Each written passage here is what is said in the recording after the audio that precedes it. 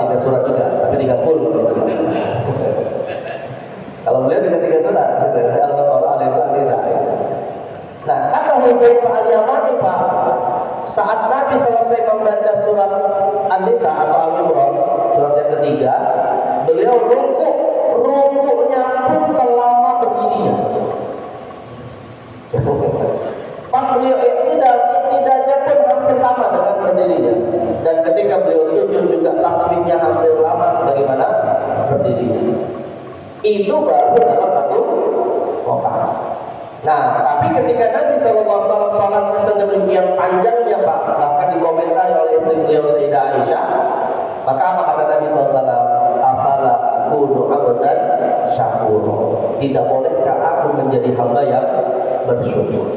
Jadi hati Nabi melakukan sholat itu tadi, Pak, bukan untuk dapat apa-apa, tapi sebagai bentuk ekspresi syukur beliau kepada Allah Subhanahu wa Ta'ala. Ya kalau kita mungkin nggak sampai sepanjang itu, tapi paling tidak, Pak, itu tadi kalau kita bisa sholat 5 waktu merasakan sebagai bentuk syukur kepada Allah, ya, yang mana tidak semua orang diberikan nikmat iman, tidak semua orang diberikan nikmat kehidupan yang baik. Nah, maka ini sesungguhnya kita sudah mencapai hampir lah ya, mencapai level sholatnya Nabi Muhammad Sallallahu Alaihi Wasallam. Jadi ada dua nih, Pak, ya, level makam sholat Rasulullah ini sebagai evaluasi kita di bulan Rajab ini.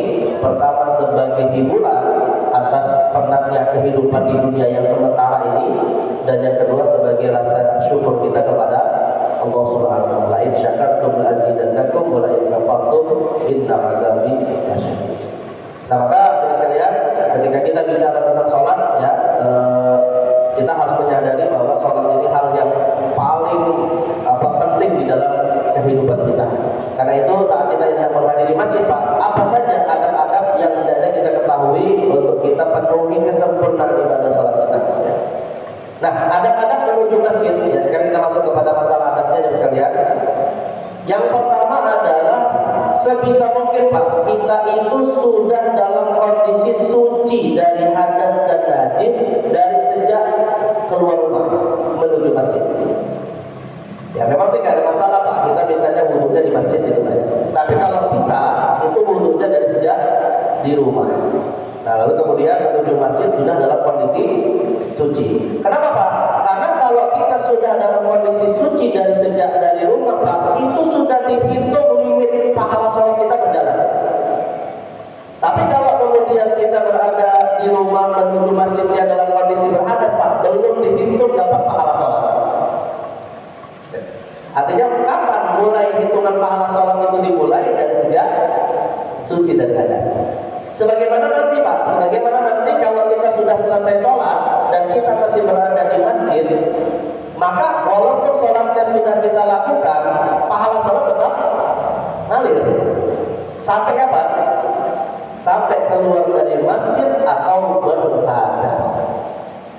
Nah, jadi suci dari hadas ini tujuannya bukan hanya sekedar untuk bersiap memenuhi syarat sholat, tapi agar pahala sholat bisa kita dapatkan. Nah, dari sebelum sholat kita suci dari hadas, ya. Kata Nabi SAW dalam hadis riwayat Imam Muslim, "Man tatahhara fi baitihi", barang siapa sudah bersuci dari sejak di rumahnya, "Tsumma masya ila baitin min buyutillah", lalu menghadiri salah satu rumah Allah yaitu masjid, liyaqdiya fardhan min faraidillah, untuk menunaikan salah satu kewajiban Allah yaitu mendirikan ibadah salat, kanat qudwalahu indahuma tahuttu khati'ah wal umrata fa'udarajah, maka setiap langkahnya itu yang pertama mengangkat derajat, yang kedua menghapus dosa. Dan yang kedua, Pak, ketika kita sudah selesai sholat, setelah selesai sholat, ya, kalau kita masih berada di masjid dan masih dalam kondisi suci dari hadas, tetap dihitung mendapatkan pahala sholat. Wala yazalul abdu bis sholati man tadara sholat ma lam yahdus. Kata Nabi SAW, dan seorang hamba tetap dihitung mendapatkan pahala sholat ketika menunggu antara dua waktu sholat selama tidak berhadas.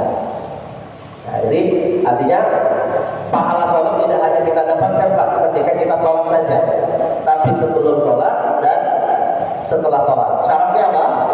Suci dari hadas.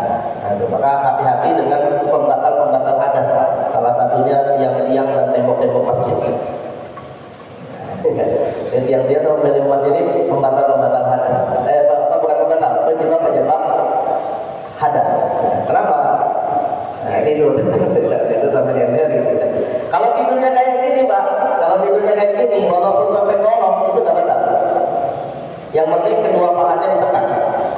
Karena sebenarnya Pak, tidur itu bukan pembatal wudhu.